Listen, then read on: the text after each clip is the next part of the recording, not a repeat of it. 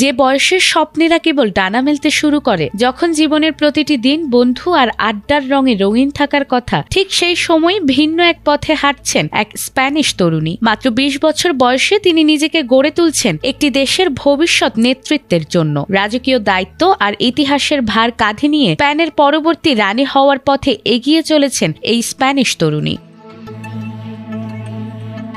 স্পেনের ইতিহাসে নতুন এক অধ্যায়ের সূচনা হতে যাচ্ছে। প্রায় ১৫০ বছর পর দেশটি আবার একজন নারী শাসকের অধীনে যেতে প্রস্তুত। রাজা ফিলিপ ষষ্ঠ এর জ্যেষ্ঠ কন্যা রাজকুমারী লিওনরি হচ্ছেন স্পেনের ভবিষ্যৎ রানী। ২০০৫ সালে জন্ম নেয়া লিওনরের জীবন ছোটবেলা থেকেই গড়ে উঠেছে রাজসিংহাসনের দায়িত্ব মাথায় রেখে। সাধারণ শিক্ষার পাশাপাশি তিনি শিখেছেন সাংবিধানিক আইন, আন্তর্জাতিক সম্পর্ক এবং একাধিক ভাষা। রাজতন্ত্রের নিয়ম অনুযায়ী বর্তমানে তিনি স্পেনের সামরিক একাডেমিতে কঠোর প্রশিক্ষণ নিচ্ছেন। ভোরের ব্যায়াম, সামরিক শৃঙ্খলা ও রণকৌশল শিক্ষা সবই এখন তার প্রতিদিনের রুটিনের অংশ। কারণ ভবিষ্যৎ রানী হিসেবে তাকে একদিন স্পেনের সশস্ত্র বাহিনীর সর্বাধিনায়ক হতে হবে।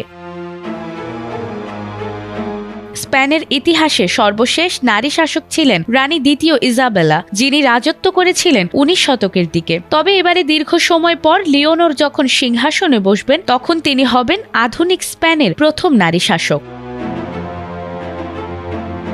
রাষ্ট্রীয় বিভিন্ন অনুষ্ঠানে লিওনরের আত্মবিশ্বাসী ভাষণ ও পরিমিত আচরণ ইতোমধ্যেই স্প্যানিশ জনগণের মধ্যে আশার বার্তা ছড়িয়েছে। গণতন্ত্র ও রাজতন্ত্রের সহাবস্থানে অভ্যস্ত স্পেনের জন্য এই তরুণী এখন ভবিষ্যৎ স্থিতিশীলতার প্রতীক।